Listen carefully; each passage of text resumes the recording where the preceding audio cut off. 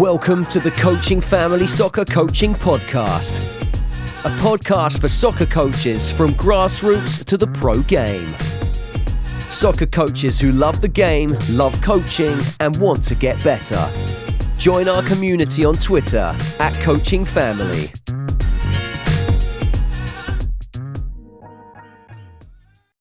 So guys, welcome back to another Soccer Coaching Family Soccer Coaching Podcast. Joined as ever with my good friend Glenn Hicks. How you doing, Glenn?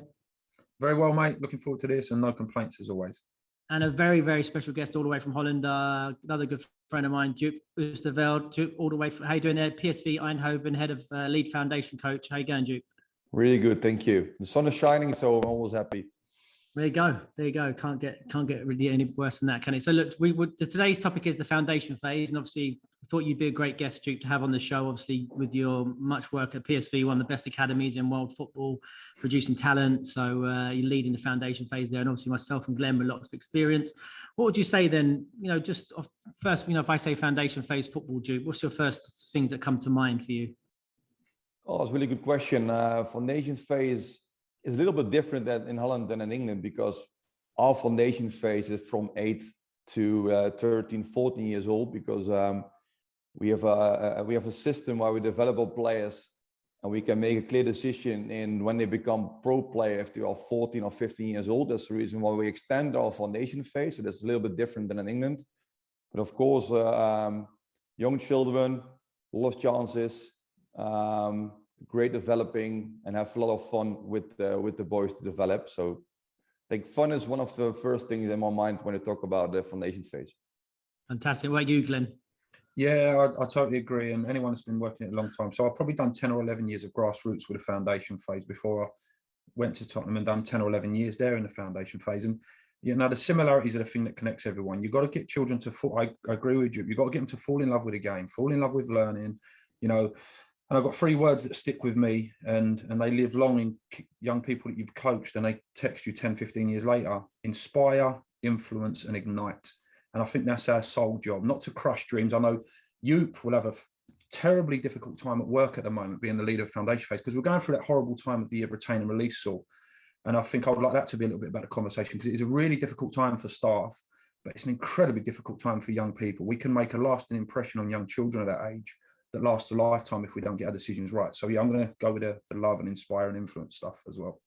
Absolutely. So yeah, both take definite things from both of you. That fun aspect, obviously, you want to be fun and also inspire. For me, also, it's that golden window of opportunity, which may be like a cliche talking about that, that at that age, the boundless, unlimitless sort of gains you can make technically and, skillfully with players. And, if you miss that golden age, if you like, it's going to be a lot more difficult. Tell us a little bit about the work then you do at PSV, Duke, then in terms of players coming at 8s and 9s, at first experiences. Tell us a bit about the program. What's the program look like at that sort of age? Yeah, we recruit players from 7 or 8 years old, and then we have sort of a pre-foundation phase where they can train once a week at PSV in Eindhoven. And then when you come to our academy, we have 4 or 5 different development centers. So instead of traveling to Eindhoven every day, they can travel to the nearest development center for where they live. So we have around 40 or 50 players in our under 10 system. So we split them on a center. So on each center is around 8, 9 or 10 players. And because we have 2, 3 coaches on that center for that age group, we have a lot of individual attention of those guys. And we promise our players that they can stay in our foundation phase till 12 years old. So you stay in 10, 11s and 12s. So they don't have to be nervous every year to continue to the year later, because they stay for us for 3 years. Of course, there are some exceptions, but if you develop well, you stay for us for 3 years. And then when they go to high school, they go to the 13s. This is the first year they train together as a team in Eindhoven, and then they go to school in Eindhoven, train every day and play matches in Eindhoven. So this is the first year they train together as a team. And then for 40, 50 players, we reduce the players to 24, 25, 26. So then we can still give a lot of players chances to the future. And now we have on a 13, on a 14 team, a really big squad of players. And then after 40 years old, then it's the first time we make a sort of prediction in the future, which players are able to get a contract when you are 15 or 16 years old, or scholarship. So around 25 players, we look to how many players we see potential and performance and good qualities for the first team. And the other players we drop out. And the biggest advantage of our program is we work so good with our clubs around PSV. So also big pro clubs in Holland. So if a player drops out at PSV, he can continue his pathway on the level what he needs, and that's most of the time is a huge pro club near to where he live.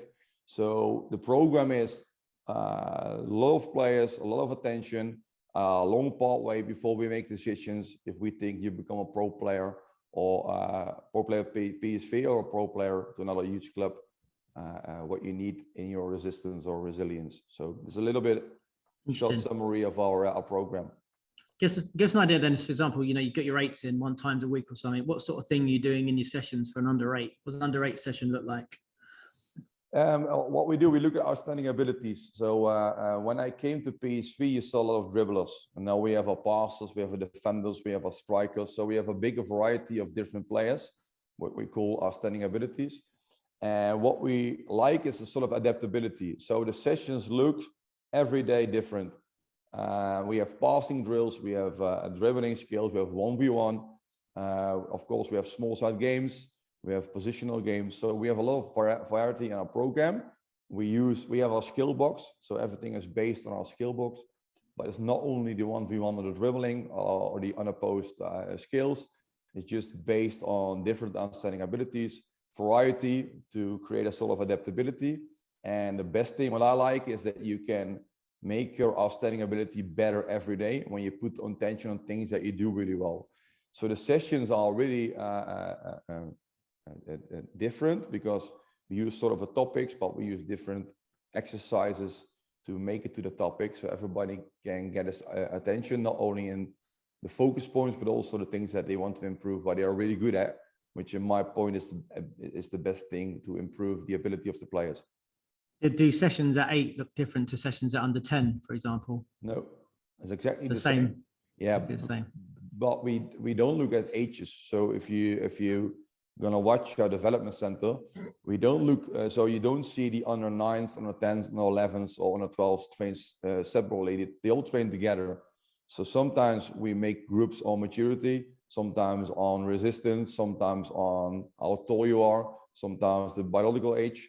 So what we do, sometimes we put the outstanding ability together with a coach who's responsible. His outstanding ability, for example, is dribbling.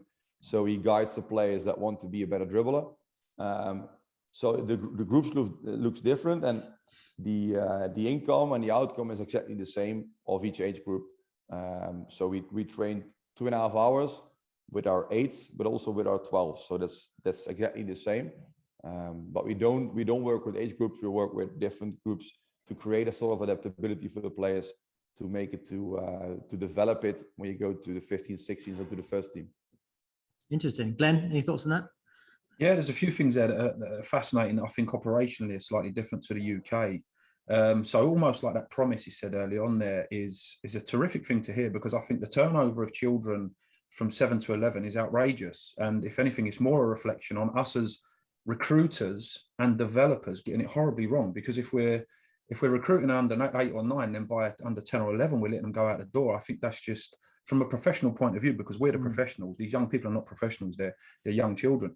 I think that sounds like that's a really positive thing at PSV that they're doing. And I think it's happening at grassroots as well. So I see grassroots teams advertising for players and doing trials. I'm like, well, hang on a minute, you had a group of 20 under 9s last year. What's happened to them? And this constant turnover, we've got to be careful. So it's great to hear that they're doing it superbly well there and doing all they can to keep them in the building.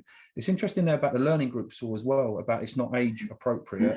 There seems to be different learning groups, which obviously stimulates their learning, whether it's all the dribblers or tall players, small players, and that's terrific to hear as well. And I know that goes on at clubs as well, but I'm really fascinated this time of year about the whole recruitment thing. And it's really refreshing to hear that they're looking to do all they can to retain players and not make judgments until 14, 15 and the other side of growth, especially that physical maturity thing. So yeah, it's fascinating to listen to be honest, and get the insight into it. I suppose it's you say you may be a little bit different to in London, where if you're an academy, for example, it's a lot more competitive in the current in your immediate area, I imagine. So imagine you have the first pick of all your Eindhoven players in the round, right? I imagine, because you're such a big club. And if you've got like 50 under 10s, I suppose you got 50 under 10s, whereas an academy maybe got 20, 15 or 20, because obviously then it challenges the game program and stuff like that. So I suppose it's a different, it's different kettle of fish. Also, if you want to use a term for it, but it's a challenge, right? Yeah, it is, but it's quite. It also is quite competitive for us because we recruit players in half of Holland. So then you go around Amsterdam, around Rotterdam, Utrecht. They have also really, really, really big clubs. And now we are recruiting in Germany and in Belgium. So our recruitment area is quite big, so it's really competitive. But I agree that players around Eindhoven, they always choose for PSV because they're stuck on it. But if you go to clubs around Amsterdam, Rotterdam, yeah, that's really competitive. But you see, not always to choose for us, but they believe in our program. And of course, I believe in our program. So that's the reason why sometimes they choose for us, but it's so competitive that a good player, when he is 7 or 8 or 9 years old, he can choose 4 or 5 clubs. And they all want to have him because he's really talented. But so this is a mixture of players. Some go to PSV because they're a really big fan. Some believe in our program, and some believe they are fan of Ajax or Feyenoord, and then they choose, of course, for their academies. How far are you from Amsterdam and Rotterdam? Yeah, we have a development center near to Utrecht, so that's in the middle of Holland. So that's around 35 kilometers to Amsterdam, and around our nearest development center to Rotterdam is also 25 kilometers. So that's, I think, half an hour drive for the boys to go to our development centers. So that's the reason why it's quite competitive. I assume you have like relationships with grassroots clubs and stuff in the area, local stuff. So would you recommend this program to like other grassroots clubs with this sort of, just the same program? Or you just said this is more unique because it's elite level at PSV? No, I believe to recruit in a circle. So we have many cooperations with pro clubs because we also recruit players in their region or their area. So if you recruit players together and then you make a clear decision, what's the best for the kid, and if he's really, really, really good or really talented, of course, then you have to play with PSV. But sometimes we choose to play to a lower pro club, and then we follow him 2 or 3 years before we make a clear decision if we add him to our program, to our philosophy or our academy. So we work really together with the pro clubs in where we recruit players. And of course, they need to recruit with the grassroots around them, so they can have a sort of a circle. So that we cooperate with big pro clubs, and they cooperate with big amateur clubs, and then you have kind of a circle that you can choose. Maybe you have 20 talents, and then make a decision what's the best for each talent, on what level he needs to develop itself to become a better football player. And doesn't matter what his level is at that moment, is more important than what is his potential in the future. And if you cooperate with good teams, you have so many talks and so many meetings with those clubs, you can talk about 2 or 3 months about all the talents. And every time we ask a question, what's the best for the talent, not the best for the club. Yeah, interesting. Glenn, anything? Yeah, that word there that Joop said was potential. We hear it all the time: potential, possibility. These 2 words are the words we've got to work with a lot more: potential and possibility. And people say no one's got a crystal ball, but to a degree, the more skilled you become and the more experienced, you actually can start to see things in young people as learners as early as 7, 8, 9. You see some concrete things there that you put the puzzle together and you think, wow, this young man that stayed with us up to under 16, 17 had similar traits. He had similar movement abilities. He had similar technical things. So we almost can create like a crystal ball, but that's the thing I would say to 7s to 11s to be mindful of, is possibility and potential, not performance, not efficiency, not executing. I know Premier League players still get things horribly wrong. I'm still seeing Premier League players pass the ball to the centre forward and they score a goal, or goalkeepers getting tackled. So I think we've got to keep building on that word possibility and potential, Saul. And what does it look like? What can we almost predict for these players? And and have patience. And I think patience is the other one we've got to work with the players. Yeah, that's also my philosophy, because what I don't like is I don't like team coaches. What we do, we don't talk in teams in a foundation phase. We talk about the individuals. And so also we need adaptability for our coaches, because if you want to be a team coach, for example, for under 10, you can't work at PSV, because you coach your players in a game or the players from each development center. But also you train every age group or every on the development center, because if you have 6, 7 or 8 coaches on one center, they train all the players. So you're mentoring some players, but you see them once a week. Or maybe you coach a group from all different development centers, but you haven't trained them for the last 4, 5 or 6 weeks. But then you need to be adaptable. So we don't work in teams, we coach individuals to become a good team player, but we talk about teams with the 14s or with the 15s and the 16s. So then your coaching is much different. If you're talking about team and you coach a team, it's the outcome is that you win matches or you lose matches. But if you talk to the individual and you can make steps into a game, then you talk about developing. So if you want to be a team coach, go somewhere else, don't work at PSV. But so you have to change the mindset of the parents, of the players, of the coaches, that you don't have to talk about teams, and you talk about potential. So this is one thing I don't like, because if you're talking about teams and the team stays together from 8 till 30 years old. If you are the best player, you don't get challenged in that group. So there is a time at 3 or 4 or 5 years later, the best player isn't the best player anymore. If you are number 3, 4 or 5, if you look to level, they are better than number 1, because the number 1 became lazy because he trained 60 or 70% a week. So if you want to be the best player, then you are better in 3 or 5 years. So what we do is once a week you can be the best player, because you need a fact that you develop really well. So you need a time of success. But 4 or 5 times a week, you don't have to be the best player. You need to be challenged every day. So for example, an under 10 player trains once a week with the 11s, then he trains once a week with the 12s, and he plays a match on Saturday. And his attitude needs to be the same at each age group. So if you play, example, a Rondo, he's with his own age group, he doesn't have to defend. So he's making jokes as a player, also in the middle, also have to defend. He plays them between his legs and they are laughing, and he don't have to defend. But another day, a day later, he trains with the 12s, and he's always the one who's in the middle, and they are laughing about him. And then he's crying, for example. And then I talk to him and say, why are you crying? Because yesterday you did exactly the same as those players. They bully you, and you did exactly the same yesterday. So also in behavior, but also in skills, because if you are a really good dribbler, then you have to dribble against 1 or 2 years older, and you have to pass, because otherwise they kick you.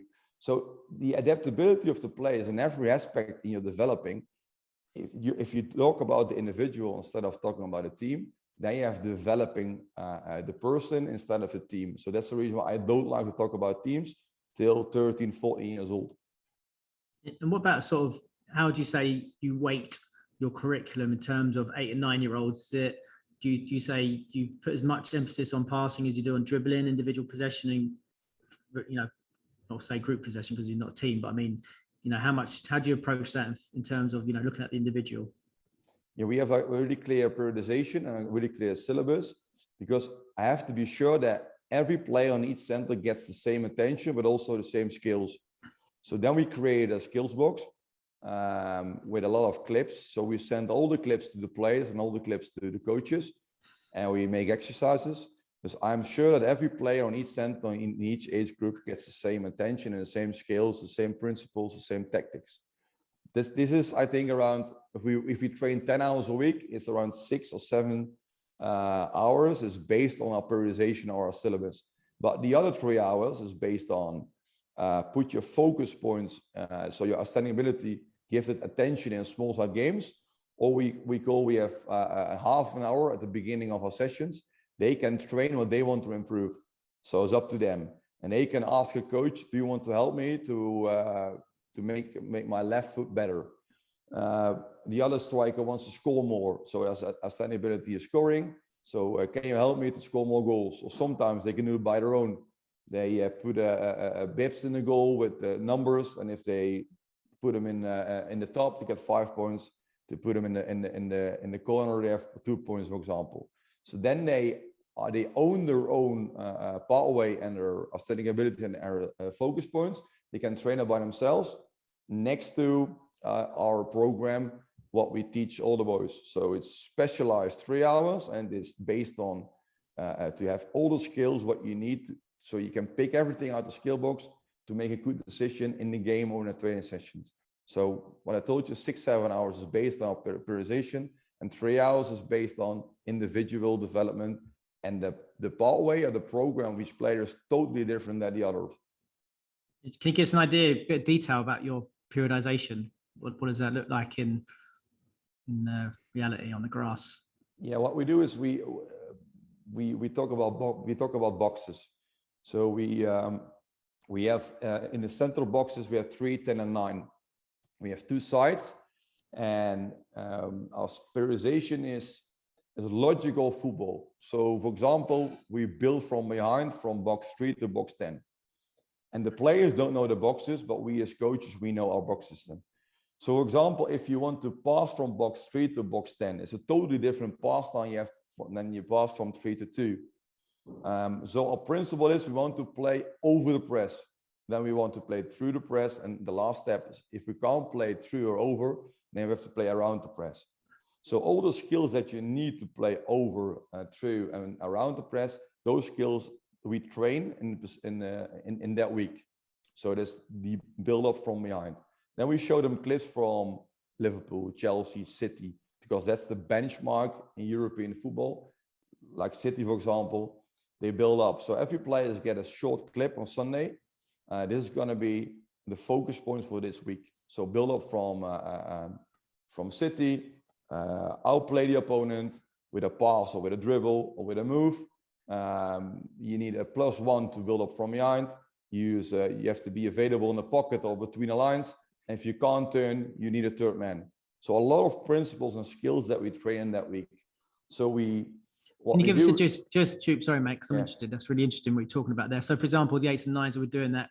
Can you give us an idea then of that session? So obviously there's a lot in there because you're talking about obviously playing over, so be able to clip the pass or be able to combine, outplaying 1v1, all those things there. Can you understand what a session would look like then for the two box? Yeah, three box. Sorry. Yeah, it's the 3 and 10, so the middle. And for example, the first half an hour is unopposed.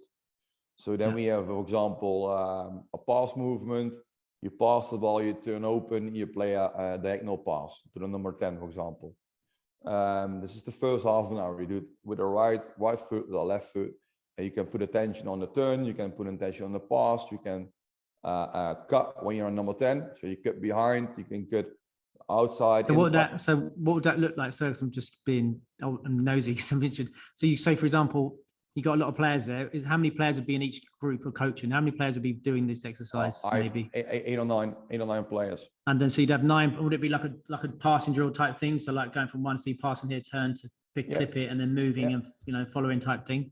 Yeah. So it's unopposed, and the second half an hour is with resistance. So then we play, for example, 4 against 2 or 3 against 2. We outplay the 2. So then you have the same skills. So again, turn open, diagonal pass, or turn open, dribble to outplay the opponent. So, and then the third half an hour is a sort of positional game with all 9. So, for example, transition game, 3 against 3 against 3. So you have an overload of 6 against 3, but it's unorganized with the same principles, with the same skills. And then we play, for example, a 4 against 4 small side games, and also with the same principles and with the same skills. So we put the focus on those skills and we train unopposed. And then in every exercise, we make it harder and harder and harder instead of numbers, or we increase the amount of passes, or we create the space, or we use operational spaces, offside lines. But the focus points are always the skills that are centered in the boxes that we use to, for this example, build up from behind. And from one week to the next, you'll move box from the 2 to the 10 to the, we'll just move each position each week, or how long do you spend on each one?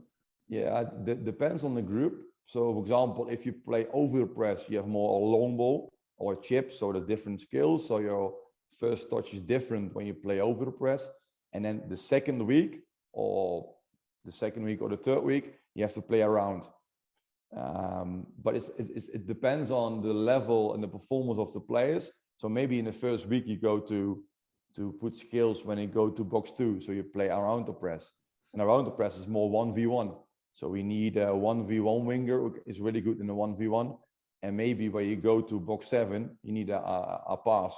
So it depends on the players, depends on the coach, depends on the training session. So if you want to do more, you can do more, but if you want to do less, to stay in the skills, you can stay in the skills. It doesn't matter. You don't have to follow my program exactly every day the same. It's up to the coach when he goes to the step further or he stays in that skill or in the box. Interesting. Glenn, anything on that? Yeah, there's a lot to unpack, but it sounds complex. But what I'm hearing from there is, yes, there's a lot of variety, and yes, there's a curriculum as such, but there's a fluidity and a flexibility about what they do, and it seems like, so some of the key things for me at 7 to 11, just keeping it general for grassroots coaches and academy coaches, is you've almost got to be like a farmer, and you've got to be the one that's planting seeds and cultivating this environment that actually allows these young people to grow and have things that they take with them for the rest of their football journey. And what I mean is, I'll pick up on what Joop said about behavior and character a while back at the beginning of the conversation. Skillfully moving the best player, because this whole Lingby theory, I still don't quite agree with it about green zone, red zone, amber. The very, very best, if you're talking the Van Persies of Holland, the Cruyffs, the Bergkamp, I believe they live their best self totally outside their comfort zone. If they're under-stimulated and under-challenged, they look around going, what are you doing, coach? I'm bored out of my head. I'm giving 50%, and you lose them. So that what you said about skillfully taking the under-10 to the under-12s, that's the art of the coaching, because if you've done it by the boundaries of, he's under 11, he's got to stay in the under 11. Well, actually, he's too talented for these boys. He's under challenged. And then the bit about what you said about taking the boy from the rondos, being the one laughing at the kid in the middle, and then suffering the next day, that's skillful coaching. And that in a nutshell is, and there's a lesson there to be learned, isn't there, Saul, about coping and whether you fail an exam at school or whether you're having a difficult time at home. Them coping strategies and building character and behavior was fascinating to hear. And then, interweaving it with the specific technical syllabus that they do, it sounds like there's a lot of variety on the technical stuff. But like we said the other week, so on one of these podcasts, is there's key concepts in there about playing. Everyone knows that you get taught in the coaching course, through the press, over the press, round the press, shooting from in front. Are we going to beat them with a dribble? Is it going to be the passer today?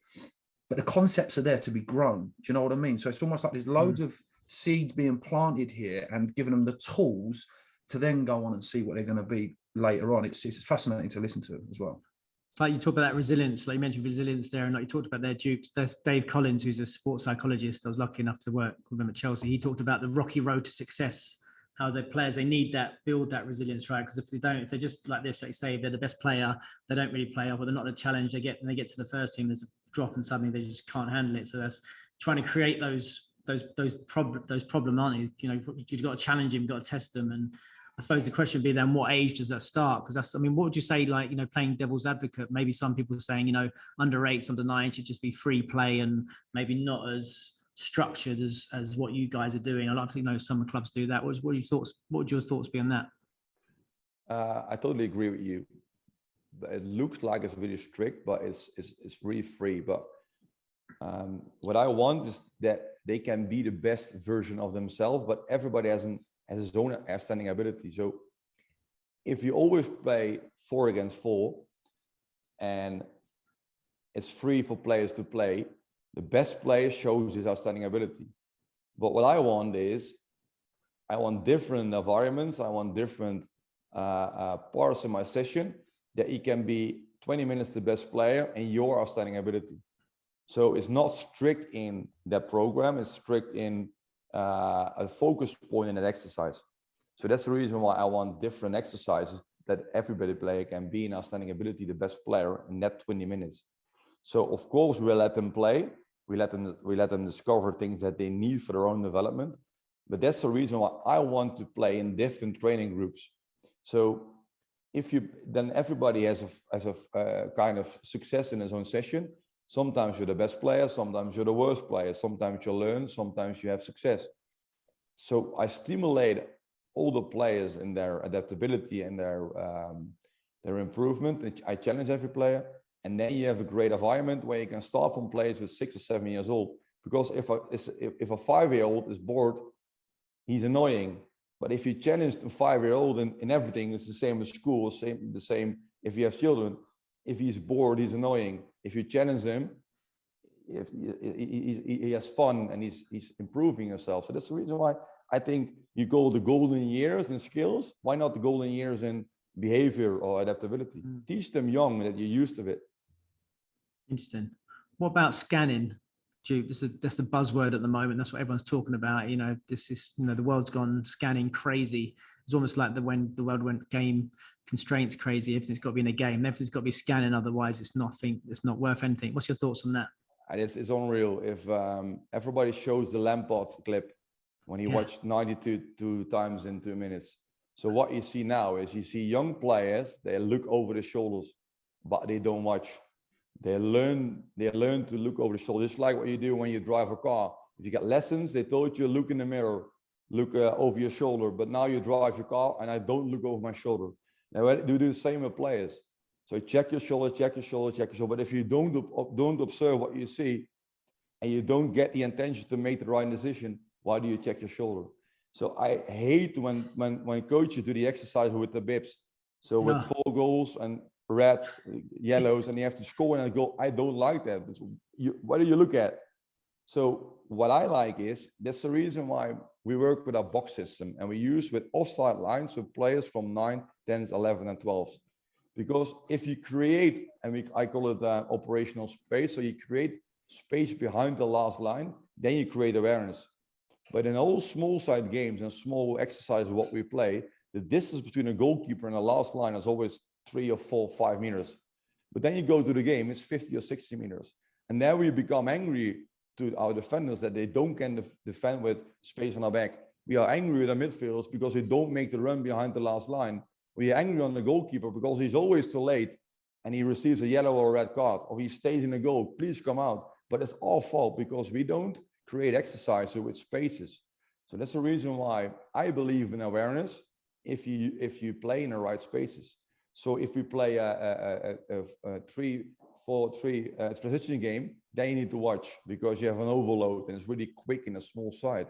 But if you do the same exercise with an offside lines and 20 meters behind the last line, also the player who is really good in awareness to play a through pass, you give him the conditions to play a through pass. But if you always play in small side games, he can't play his outstanding ability because it's too small. So I believe in awareness when it's based on football and in spaces, instead of creating a fake environment where you train to look over your shoulder instead of watching what you want to see.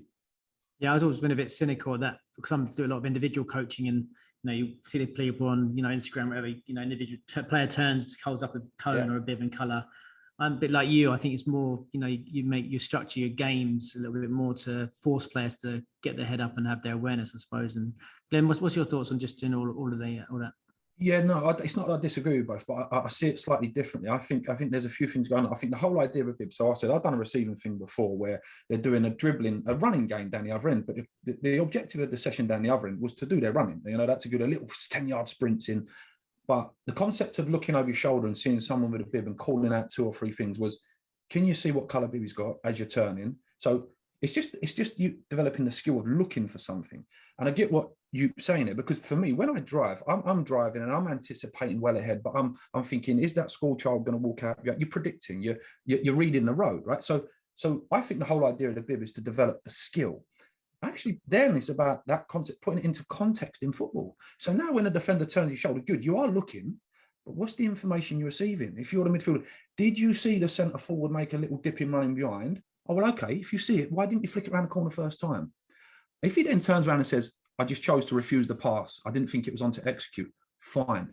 That's another skillful tool. Do you know what I mean? So I'm not for or against it. I can see the benefits of both. But again, the skill of coaching there is, do we know why we're doing it? Is it developing a skill that's necessary? It's like, if you've seen that reaction board, so when they do that reaction thing where they're trying to hit things, I think that is really good for alertness. Of course, in context, it's nothing to do with football. But in terms of responding to stimuli around your periphery and stuff, it's terrific.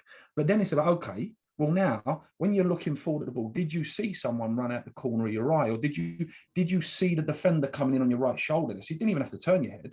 you see him out your periphery, and then you just roll him to the left, like Thiago does so expertly well when it looks like he's closed. You know what I mean? Thiago does it beautifully. And the thing is, he's got such a skill set that, let's be honest, we know defenders are triggered to press the ball on a closed touch, a loose touch. So if that's the truth, and you've got a really stubborn block like a Diego Simeone team, have a false bad touch. Have a touch that looks like a bad one, like Zidane used to do sometimes, or Cruyff had.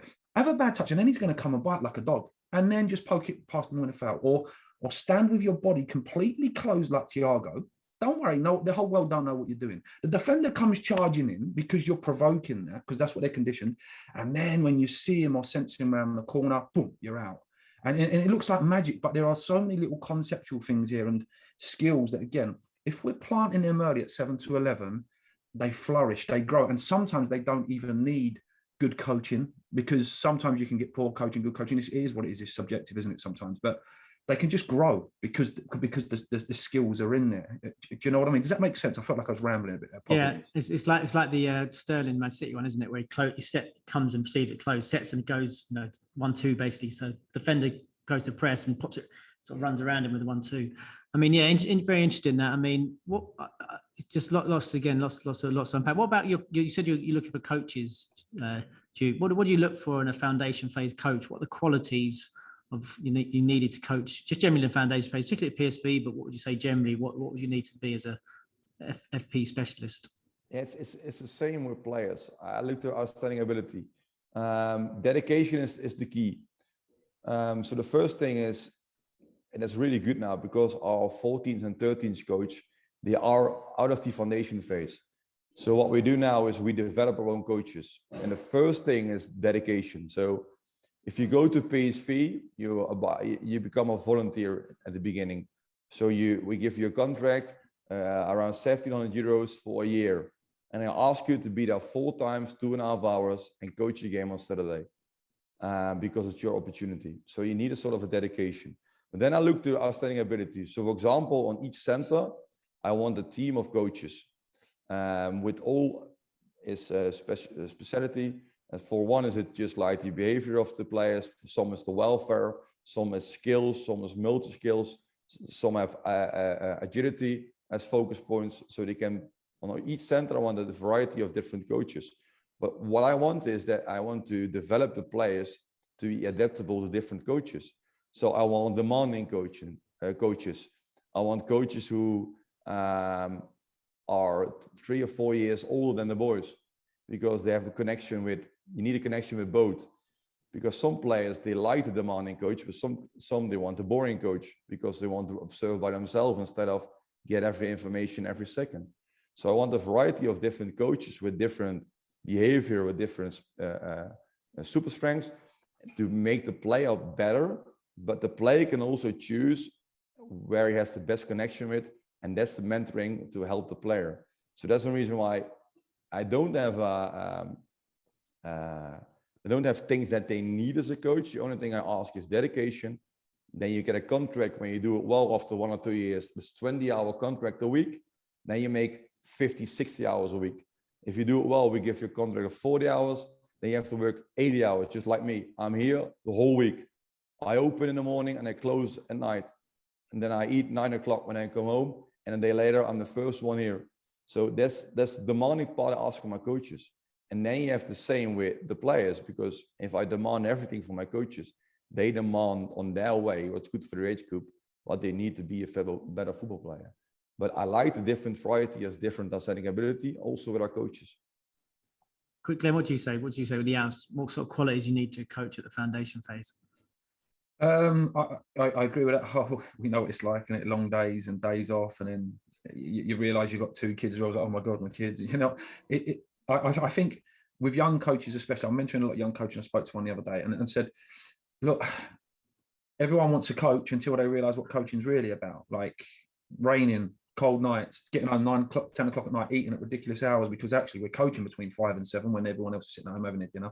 It's quite an unsociable job, because you're teaching in the evenings, teaching at the weekend. So that adaptability as coaches as well. Like, I can't remember a time in 23 years of coaching now where I haven't worked unsociable hours, whether it's in the evenings or the weekends, where it's just almost, I wouldn't even say it's like an industrial hazard or trade. It's just part of the job. If you don't look at that and accept it early on in coaching, that you're going to be out of the house at difficult times. It's even a challenge to relationships at times, whether you're a young single guy trying to develop a relationship with someone, or married with children. It's a huge commitment, first and foremost. It's a great point that you made, but I think, Saul, coaches in general need to stop just learning the game. Please stop looking at Pep and Klopp and football. This obsession with football is great. We've all got it. I've had it since 3-4 years old, maybe, right? And I know you share the same. But it weren't until maybe 5 to 10 years, I'd say 7 or 8 years of coaching, where I thought I was this big shot when I was young. And then you have this humility. Things just happen to you where, wow, you actually meet people that are serious. And it was probably when I come to Spurs, so I'll be honest. Well, probably a bit before that, there's someone called Jim Hicks, who's a wonderful player developer. I was humbled by these people that have been coaching for 20, 25 years, probably a stage where I'm trying to get towards now myself, where I know nothing. Study more, learn about some of the behavioral stuff that we was talking about with you, learn more about psychology. You haven't got to be a psychologist, but you've got to know some stuff about the basics of psychology. You're not going to be an expert in everything. And it's that saying, so I would say, with foundation phase coaches, especially, I actually think, even though a lot of the jobs are the most underpaid, in my opinion, they are terribly underpaid in general, because I think you need some of the biggest skill sets. I genuinely do. And I say that having worked in all the age groups and working heavily with 16 to 20-year-olds at the minute, with young men. That the adaptable thing that Joop said is fascinating, because I'm trying to, we're trying to take these 16-year-olds to go from being 15, 16-year-olds to, are you an adult that can cope? Not necessarily a man, woman, it doesn't matter. Are you adult enough to cope with the rigors and the rough, choppy seas of senior football? So I'm not going on a bit, but the point you said there about having different coaches, well, actually, I think we can be that coach. I think we can adapt our coaching style if we're skillful. I choose sometimes consciously to really get into players and bark and bite at them and put almost a little bit of false pressure, because I know the manager that they're trying to play for in step 2 of semi-pro football, or they're trying to get into league football or a scholar, they're incredibly demanding. Yep. I said, you think I'm barking and biting? You guys, well, this guy's going to take your head off. You need to be ready to cope. So we almost need to be that skillful communicator, so where we're that adaptable coach. Sometimes it's a pat round the back. Sometimes it's that very nice, fluffy, positive, well done, you're doing superb. And that's the skill of coaching. And it sounds like a lot, and I'm rambling a lot, but there are a hell of a lot of skill sets here that 7 to 11 coaches need to understand. Invest more time in learning this stuff from actual experts of teaching, like teachers at school, and pick up some psychology and mindset stuff and whatever else. So that's my long-winded answer. Apologies that I rambled a bit. That's good, interesting. And I always go back to my early experiences working with Tim Bradbury, who's another mentor and another top coach, similar to Jim Hicks, who always talked about personality, especially with the youngest age groups. And he said, if you don't have a personality, make one up. And that's just, for me, has always been a big one about, especially the youngest age group, being enigmatic, having that, big, gregarious, being really outgoing and loud, and trying to create those buzzy, intense, like I said, fun sessions, because you've got to grab, especially the youngest players, you've got to grab their attention and keep it, talking about grabbing it in their hand and, sort of doing whatever you want, that sort of thing. So I think that's really important to get this particular foundation phase. I see loads of sessions where, you've got coaches who are tactically maybe amazing or technically, got everything in the locker, but maybe they don't have that personality to communicate, as you said, with young players. They don't know how to, raise their voice or drop their voice, or how, be a little bit fun or crazy or silly or whatever when they need to be, and a little bit too sort of straight down line. Because some players, some coaches, as you could probably say, some coaches are just suited for the foundation phase. Some are suited to adult football, right? Or some are suited to the YDP. Yeah. I forgot to say, because in our last podcast, I told you the story about when I went to West Ham, Terry Wesley.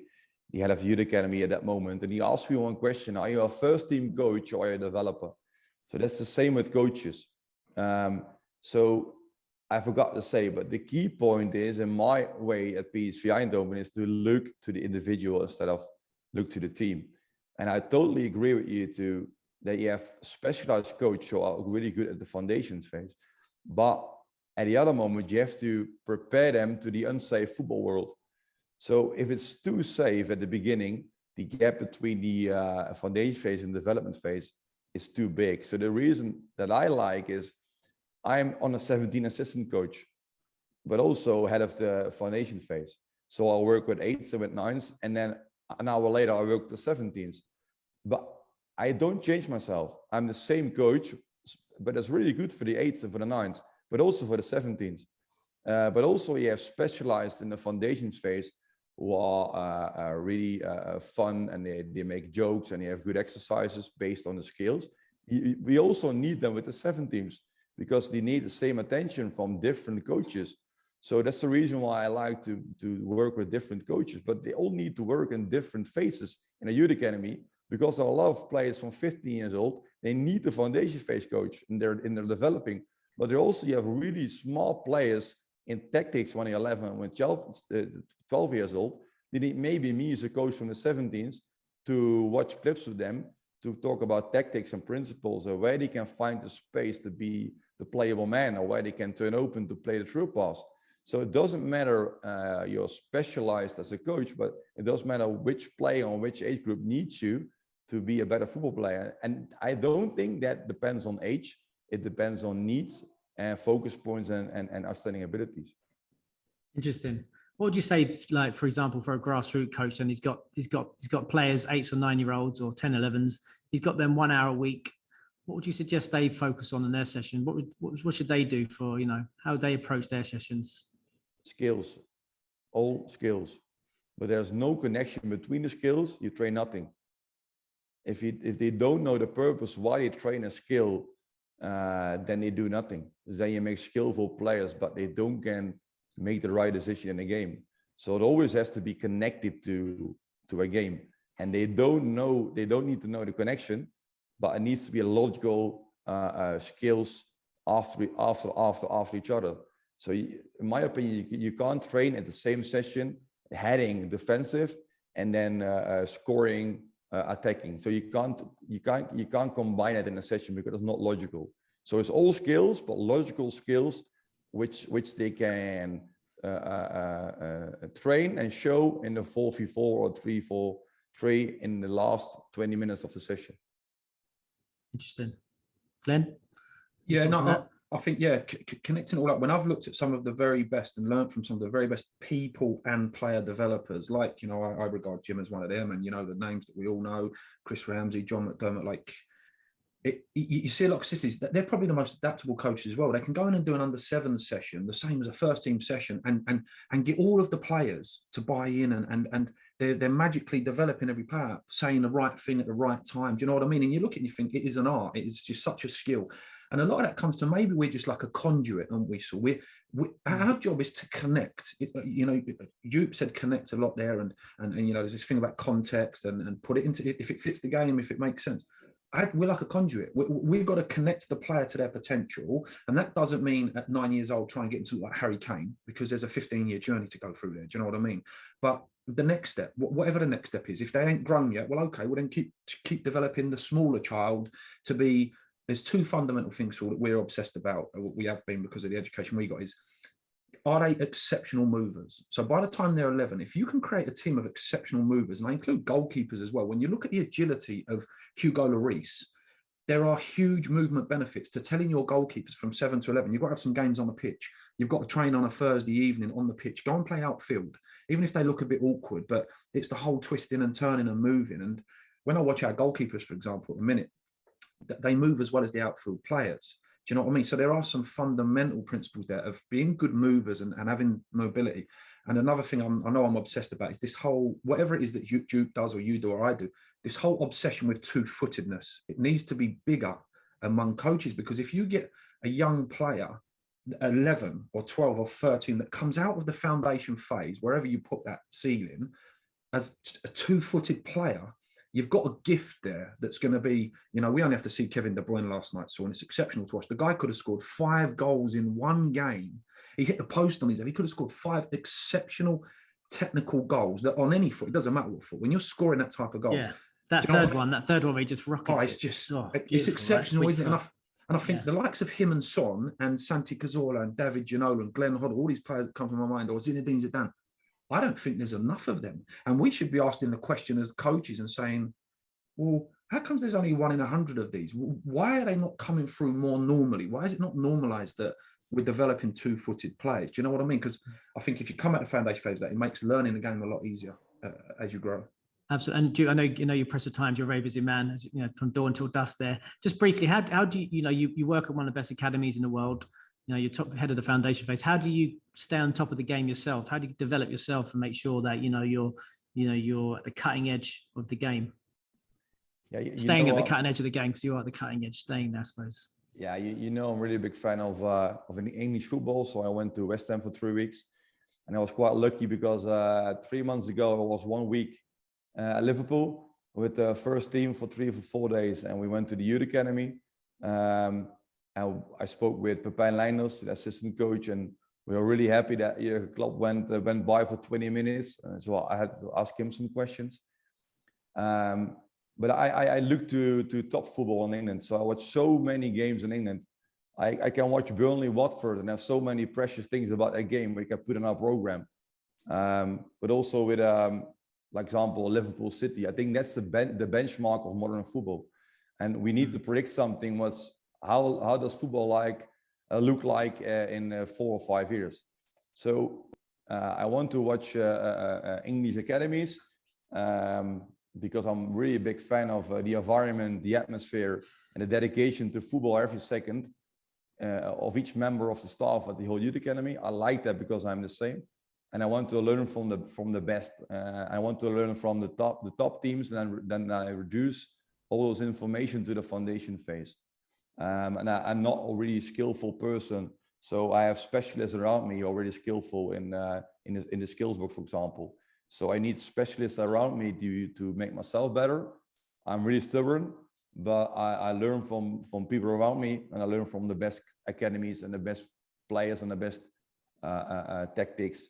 So I learn from Guardiola, I learn from Clark, but I reduce it to my own environment, which is the foundation phase and the under 17. So it's a huge difference, but if you reduce all the information to the context, then it's really good to develop yourself. Not only as a coach, but also as a human or as a football developer, because that's my job, the best thing, to be a developer. Joop, thanks very much, mate. I'm going to let you get back to your very busy schedule. Appreciate your time. Thank you. Glenn, Thanks, cheers, mate. pal. Cheers, mate.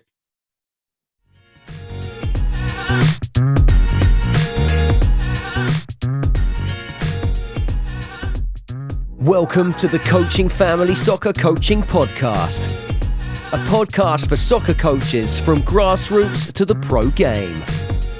Soccer coaches who love the game, love coaching, and want to get better. Join our community on Twitter @CoachingFamily.